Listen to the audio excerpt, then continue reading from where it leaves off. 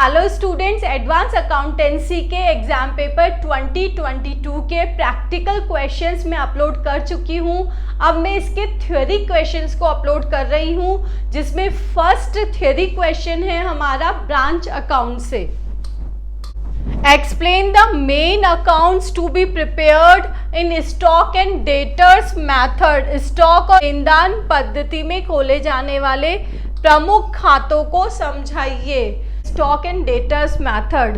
Yes students, इस lecture में हम हिंदी और इंग्लिश दोनों में ही डिस्क्राइब करेंगे। स्कंद एवं देनदार विधि किसकी है? ब्रांच अकाउंट, शाखा लेखों की, जो कि एडवांस अकाउंटेंसी का इम्पॉर्टेंट टॉपिक है। स्टॉक एंड डेटर्स मैथड, स्कंद एवं देनदार विधि कहाँ यूज की जाती है?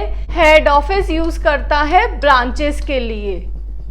अब ये ब्रांचेस के लिए क्यों यूज करता है? क्योंकि ये ब्रांचेस बहुत ज्यादा सेल करने लग जाती है। Branches sale is more due to the expand of business area. Business area बढ़ जाने के कारण ब्रांचेस की सेल बढ़ जाती है। अब इस सेल में कौन कौन सी सेल इंक्लूड होती है?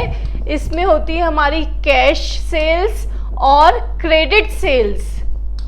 जिन ब्रांचेस में कैश और क्रेडिट सेल्स बढ़ जाती है तो वहाँ पे सिर्फ ब्रांच अकाउंट मेंटेन करना मुश्किल हो जाता है। क्यों? क्योंकि जो एंट्रीज हैं वो लार्ज अमाउंट में हो जाती है। इसलिए हम इस मेथड को यूज़ करके सेपरेट और भी अकाउंट बनाते हैं।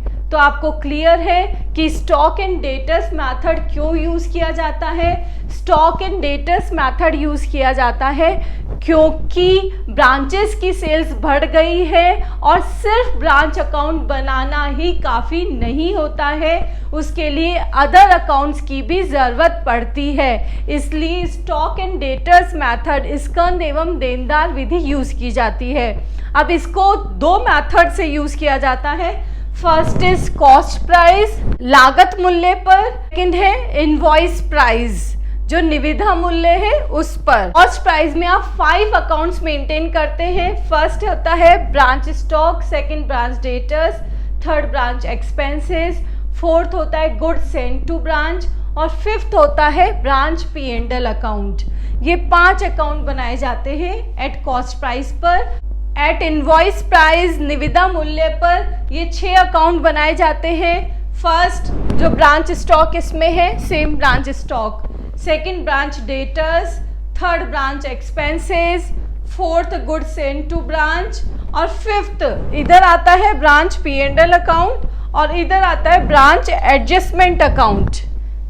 याद रखना है, कॉस्ट प्राइस पे आएगा ब्रांच P&L अकाउंट और इधर होगा ब्रांच एडजस्टमेंट अकाउंट और यहाँ आता है next branch stock reserve account. Branch stock account दोनों में सेम बनता है। डिफरेंस किसका होता है? क्लोजिंग एंट्री का। क्लोज ये होता है ब्रांच P&L अकाउंट से और ये क्लोज होता है ब्रांच एडजस्टमेंट अकाउंट से। फाइन। नेक्स्ट है ब्रांच डेटर्स अकाउंट, ये भी सेम। नेक्स्ट है ब्रांच एक्सपेंसेस अकाउंट, ये भी सेम होता है। ये भी क्या होता है? ब्रांच P&L अकाउंट में और ब्रांच एडजस्टमेंट अकाउंट में। नेक्स्ट है गुड्स सेंट टू ब्रांच, इन दोनों में भी ऑलमोस्ट सिमिलैरिटी है, सिर्फ एक एंट्री का डिफरेंस है। वो एंट्री होती है आपकी invoice price minus cost price, that means profit की एंट्री को हम आगे डिस्कस कर रहे हैं। इधर क्लोजिंग के लिए ब्रांच P&L अकाउंट बनाया गया है, यहाँ पे branch adjustment account.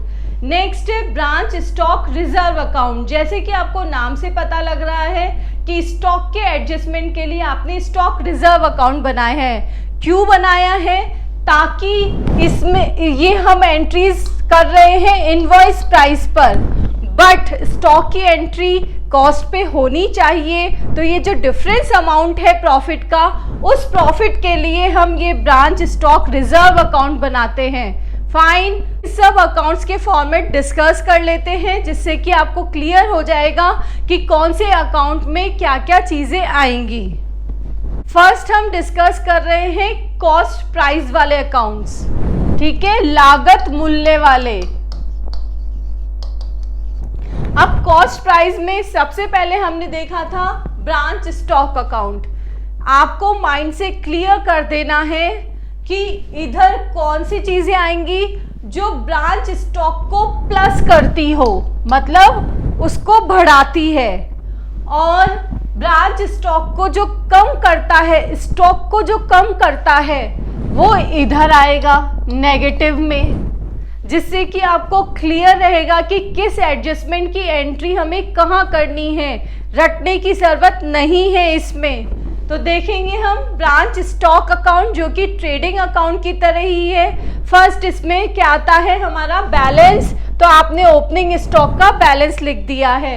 Next stock जिससे बढ़ा, तो ब्रांच का स्टॉक कैसे बढ़ता है, जबकि हेड ऑफिस से गुड्स आते हैं, तो गुड्स सेंड टू ब्रांच आपके आ गए यहाँ पे। नेक्स्ट है टू ब्रांच डेटर्स। अब ब्रांच के जो डेटर्स है उन्होंने माल को वापस कर दिया, तो आपका स्टॉक बढ़ा, तो इधर आ जाएगा सेल्स रिटर्न टू ब्रांच। ये कंप्लीट हो गया है डेबिट साइड, क्रेडिट साइड। अब बाय बैंक, कैश सेल्स है, स्टॉक जा रहा है, स्टॉक कम हुआ है, इसलिए यहाँ पे आ गया बाय बैंक। अब क्रेडिट सेल्स की entry by branch debtors, debtors से ही होती है उसकी एंट्री। नेक्स्ट है by goods sent to branch. अब हेड ऑफिस को कुछ ब्रांच ने रिटर्न किया है, तो कम हो गया आपका स्टॉक यहाँ पे कम हो गया, इसलिए रिटर्न टू हेड ऑफिस। ये आ गया यहाँ पे बाय बैलेंस सीडी। ये क्या आ गया आपका क्लोजिंग स्टॉक, जो कि आपको गिवन हो भी सकता है या नहीं भी। नेक्स्ट है अब प्रॉफिट एंड लॉस के चांसेस में, प्रॉफिट आपको पता है इधर आता है और लॉस इधर आता है। ये सेम टू सेम अकाउंट आपका इनवॉइस प्राइस पर भी बनेगा, निविदा मूल्य पर भी बनेगा।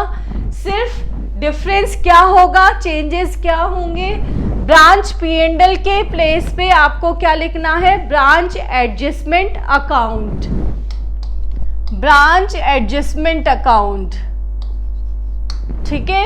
और यहाँ पे लॉस पे भी अगर लॉस हुआ तो यहाँ क्या लिखेंगे, ब्रांच एडजस्टमेंट अकाउंट। यहाँ पे हम किसकी बुक में एंट्री कर रहे हैं, हेड ऑफिस की बुक में एंट्री कर रहे हैं, ठीक है। हेड ऑफिस की बुक में एंट्री हो रही है। और सेंड टू ब्रांच का आप लॉजिकली चलेंगे, अगर इस अकाउंट का बैलेंस बढ़ रहा है तो इधर आएगा, लेस हो रहा है तो इधर आएगा। अब देखिए goods send to branch, branch को सेंड किए गए हैं गुड्स, तो टू ब्रांच स्टॉक, ये क्या हुआ है, on return of goods from branch, branch से गुड्स आ गए हैं, तो इसको प्लस होना है, इसलिए इधर आ गया। नेक्स्ट है by branch stock, goods send to branch, आपने गुड्स जो सेंड किए हैं ब्रांच पे वो आ गए हैं यहाँ पे। ये जो सेंड किए हैं वो इधर आए हैं और इधर ये वाला आया है। Fine. Now to purchase and trading account. अब ये जो इसका बैलेंस है उसको हम कहाँ ट्रांसफर करते हैं, ट्रेडिंग अकाउंट में ट्रांसफर करते हैं। क्लियर है। अब जो हमारा इनवॉइस प्राइस वाला है उसमें भी सेम यही होगा, बट एक एंट्री एक्स्ट्रा हो जाएगी यहाँ पे, टू ब्रांच एडजस्टमेंट अकाउंट, ये इधर होगी second entry, invoice price minus cost price, इन दोनों को लेस करके।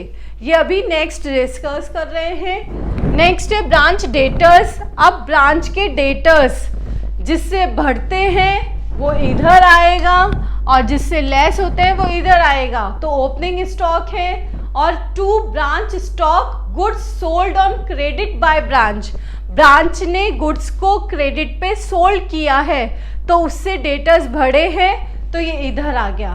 नेक्स्ट पेमेंट हो गया डेटर्स का, तो डेटर्स कम हो रहे हैं, यहाँ आ गया।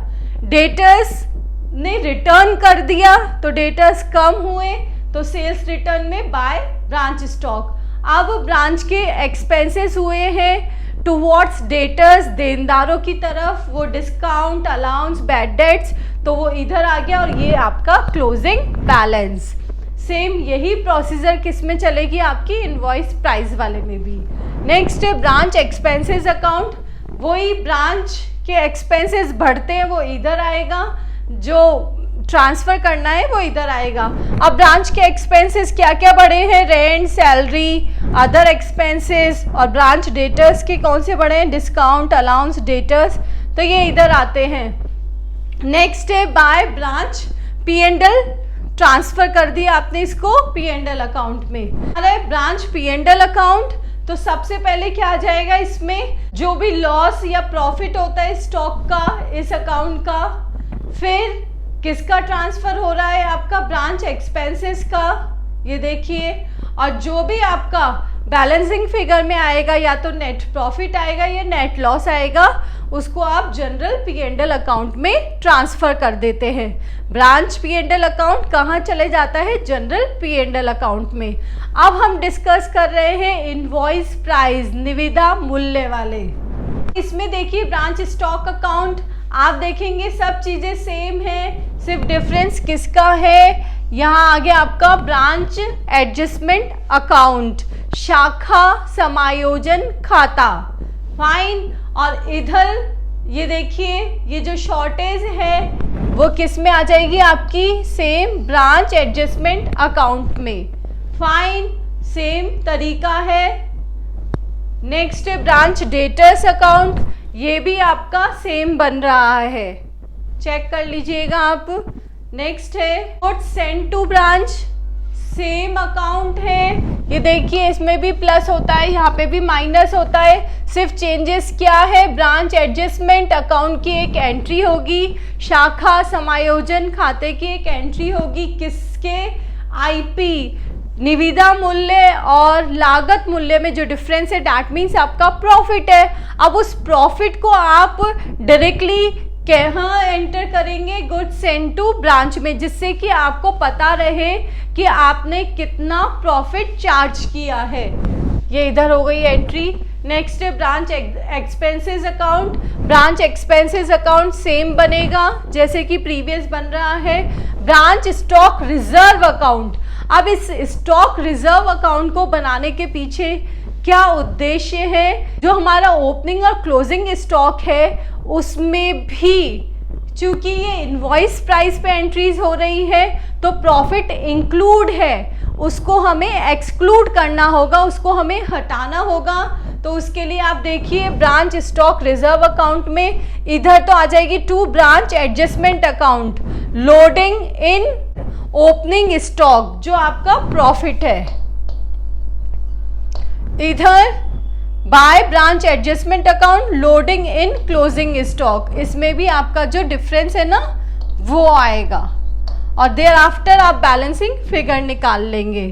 नेक्स्ट है ब्रांच एडजस्टमेंट अकाउंट, ये भी P&L अकाउंट की तरह ही है, इसमें एक्सपेंसेस का आ गया, स्टॉक का आ गया और ये स्टॉक रिजर्व आ गया है जो कि आपका क्या है, क्लोजिंग स्टॉक का है तो और ओपनिंग स्टॉक का है तो स्टॉक रिजर्व। ये तीन entry, goods send to branch, ये वाला जो आपने प्रॉफिट की एंट्री की है ये।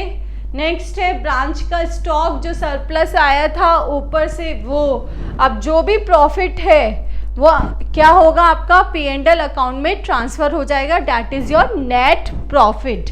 तो इसी टाइप से ये आपकी थ्योरी है। तो अगर आपका थ्योरी क्वेश्चन आता है स्टॉक एंड डेटर्स मेथड पे, स्कंद एवं देनदार विधि पर, तो आपको पूरा ये सारे अकाउंट्स को बना के आना होगा। और थ्योरी में कैसे कि जैसे गुड्स सेंड टू ब्रांच है, अब इसको कैसे लिखना है, इसमें आपने किन किन आइटम्स को डेबिट किया है वो लिख के आएंगे और किन किन आइटम्स को क्रेडिट किया है वो लिख के आएंगे। अकाउंट बनाने के बाद में थ्योरी में ऐसे भी लिख के आना है, तभी इस थ्योरी क्वेश्चन में आपको नंबर मिलेंगे। तो आई होप आपको आज का ये टॉपिक क्लियर हो गया होगा, स्टॉक एंड डेटर्स मेथड में कौन कौन से अकाउंट्स इंक्लूड होते हैं।